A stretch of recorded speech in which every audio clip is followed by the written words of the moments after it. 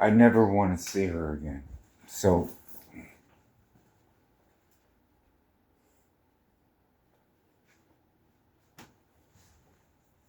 I don't.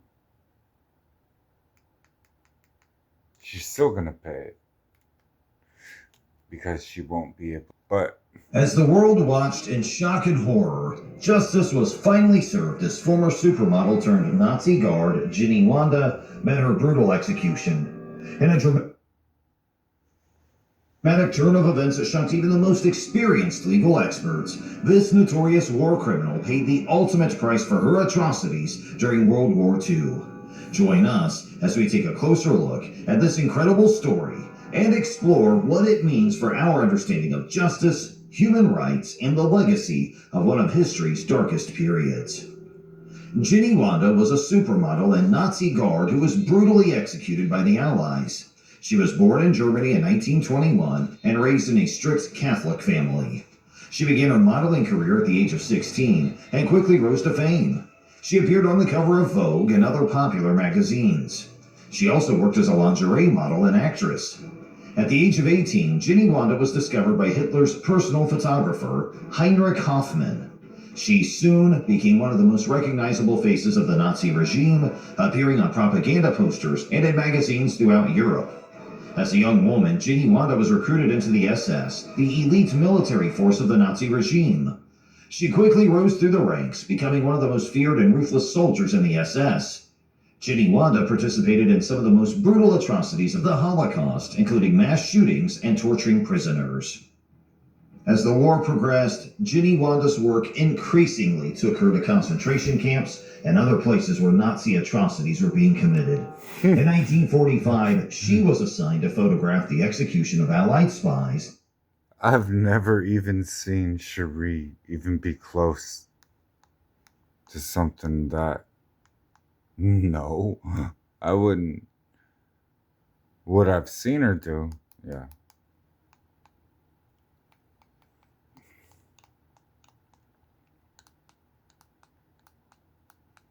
I wouldn't, no. I could not, with a clear conscience, say she's ever been near a war. She's a fucking pussy. She doesn't do anything. She's, um, I've never seen her actually fight for anything. Like, she's, for real. No, there's no way she would be charged with that. She, that leads me, maybe I should, but her? No, Cherie? Are you kidding me? I've seen this. She's a bitch. For real. I've sat there and stared at her in so many ways, like just disappointed. She's a fucking coward. She's you give her a title, right? This is why she's never mentioned in the Bible. Mary Magdalene? No, man. Like, if you really want to know the real one,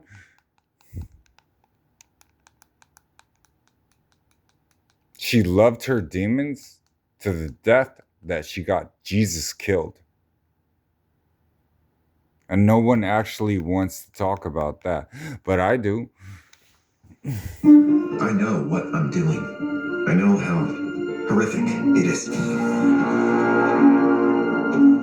Whenever I taste the cinnadust, I know I do it all again. Must cinnadust. Why invest in soft, luxurious linens just to let hard water wear them down? Culligan water softeners. She's not a Hi good. friends, how are you today? I changed up my background. Do you like it? And also get this, you guys. So I was watching some of my old murder mystery and makeup videos, and like the camera was so zoomed in on my face, like it's all head. It's very strange. So I thought, hey, what if I zoomed the camera out? Hi friends, how are you today? My name is Bailey Sarian, and today is Monday, which means it's Murder, Mystery, and Makeup Monday.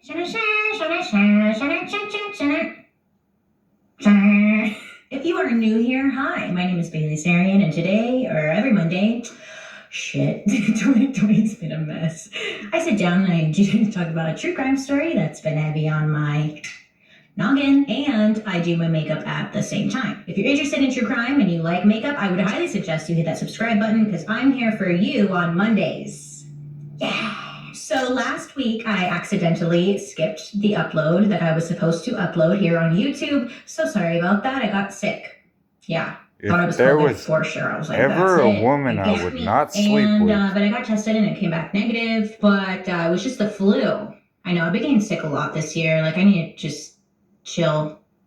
All right. So I'm back now, and that's really all that matters. Before we jump into today's video, we do have a sponsor. Ooh, it's so exciting because this is like the first makeup related sponsor. Hello! I mean, you wouldn't believe how many brands don't want to be associated with like the true crime stuff, you know? So, anyways, enough rambling. Shut up. Juvia's Place. Today's video is sponsored by Juvia's Place. I've been unattracted. Yes. Juvia's Place is a Black-owned makeup brand that offers the richest, most vibrant, and highly pigmented eyeshadows, powders, lip glosses, and more. Juvia's Place is inspired by African tradition and culture to provide beauty enthusiasts an affordable collection of colorful makeup. I love my Juvia's Place eyeshadow palettes because you just know that you're gonna get like a really beautiful color, a very rich color with them. I would hope not to wake up next to her. Okay, let me show you a nice new pretty one. Look at this one. I made a mistake of sleeping. The I Am Magic Velvety Matte Foundation. It's stunning on the skin. Plus, there are 42 expertly formulated shades that will give you a flawless matte finish that wears all day. Even if you're just gonna go sit on the couch, but you'll look flawless while doing Why so, do you... You can find Juvia's Place products at juviasplace.com, She Ulta, speaks. or Ulta.com. For today's look, I will be using all Juvia's Place products, which I will list in the description box down below, of course, if you're curious. Maybe I should zoom you in, though, because you're kind of far, huh? A big thank you to Juvia's Place for partnering with me on today's video, but most of all, a big thank you to you guys. Because without you, I wouldn't be here right now. And that's a fact. Okay, you ready? Well, let me tell you. Today's story is just, you know, it's like that. Most of us, if not all of us, maybe are familiar with like the evil villain cliche that involves like a countess bathing in her victim's blood, maybe to just retain beauty or youth. But do you know where like it comes from? Because it actually comes from somewhere, right? Well, today we're going to be talking about one of history's most prolific female serial killers, whose name you probably have never heard of, or actually you probably have, because I've been getting a lot of requests to do this story. Please welcome to the stage Elizabeth Bathory, the Blood Countess! Sorry, I had to. I just felt like that was the right thing to do in that moment. So today's story takes place in Hungary, and you best believe I'm probably going to be pronouncing a lot of these words incorrectly. I'm trying my best to do, and I apologize, okay? So Countess Elizabeth Bathory, she was born into the noble family of the Bathory's estate in either 1560 or 1561. So we're going back like 20 years or something. Historians, they actually really don't know exactly when she was born because a record of her exact date of birth at the time. So yeah, oh, please don't ever speak in my presence again. This time, me and Peter was already there, and then Cherie walks right into it, and Peter has it playing Elizabeth Bathory. I know.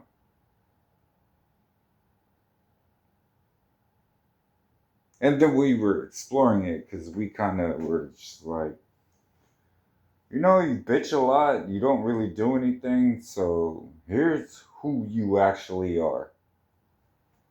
And we all know it. So and then she's pinned into that corner. So then, to me, here, watch this.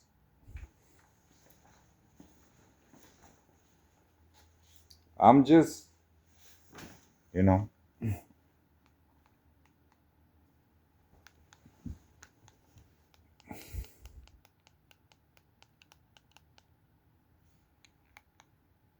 See?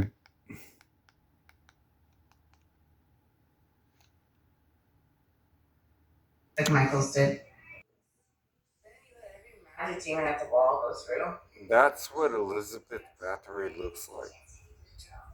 Then you give me pretend miracles of what my dad did to me to separate that. Then Marcos Joseph Blanco, Kevin Laughlin, who was Michael, and Chris Korn, who's the one they made me be with, come in my life once I leave my dad. They set it all up. Marco sets up the suicide. They locks at the door.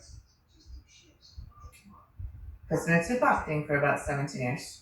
So I go to the worst jobs. I look at the worst places. It was just a disaster. He gives me miracles. Everything's just a mess. So I mean, on the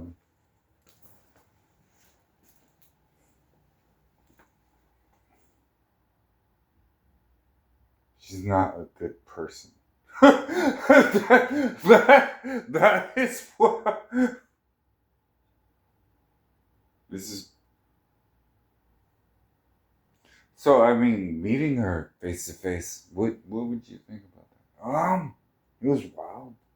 You know, her entire life, like she was paying for everything that she did, but she couldn't have a thought process that she actually did anything wrong, like anything. It's weird. It's weird. Um, when I first met her, it was then when she dragged us back to her out, like Portland. First thing she wanted to do was get out of the hotel room that I had because I was pushing us towards Peter and Sarah, and we were gonna stay in there, but she wanted to drag us back to Portland, right? So I went with it, and from there you couldn't really have a conversation too much. Like I think that she goes after other women, and she always blames them, and she's a killer, no doubt. But she's in a position where it's weighing her down. It's kind of like you're done now, and she can't do anything about it. That's. But Elizabeth Bathory. Oh, without there's different um thoughts on it. That's wild. Um, from her heart, did she cut those girls because she thought she was saving them or helping them? Um, knowing her, she can delude herself. She might just want a friend. She might cut you just,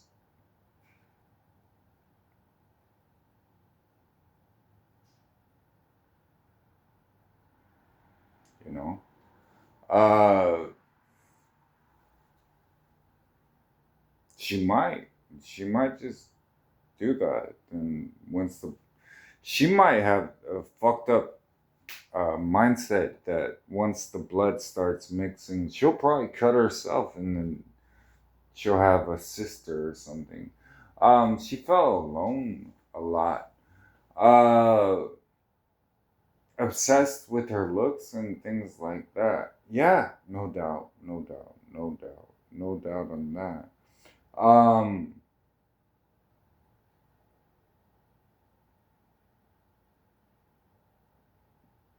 When she looks in the mirror, and every single day she has to, what she sees is what she sees. I mean, you would be surprised that she actually blames somebody else for her looks. It's not anything that she ever did. It's somebody else. So I mean, her thought process on it, like me, no, I think everybody looks in the mirror someday, every day, and they're just like, well, I could be doing this about this. I notice things and things like that. I don't blame people. I for a split second, if I never got involved in this, I would have nothing to show for my entire life. What good is it to take care of yourself and only you? In heaven, in front of God, it's so it's her. I think she's wild. She is. I think the moment I stopped liking her, and I told her flat out, I said, I do not like you. And then what she did from there was, I don't know.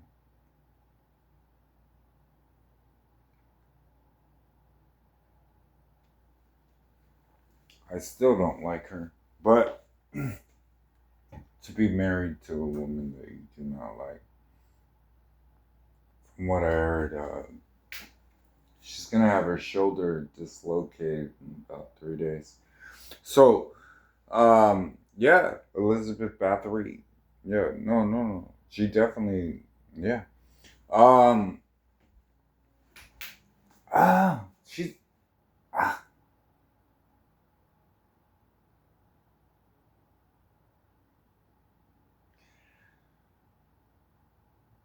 it's kind of wild because you're like kind of thinking you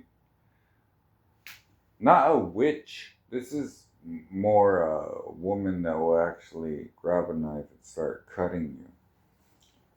And she will actually do it and bathe in your blood and she'll be fine. Like she has her own like thought process on things. Um so to me it was kind of like, well, I don't think she's evil. And I really didn't understand. I understand now, but the whole conflict between heaven and her was pretty fierce. Yeah, she's never made it to heaven, and she probably won't ever. But she exists. That's what she looks like. So if you ever want to know, like, talk to her. Like, you'll talk to her in 2025, and she'll probably have some clues for you. That woman is pure evil.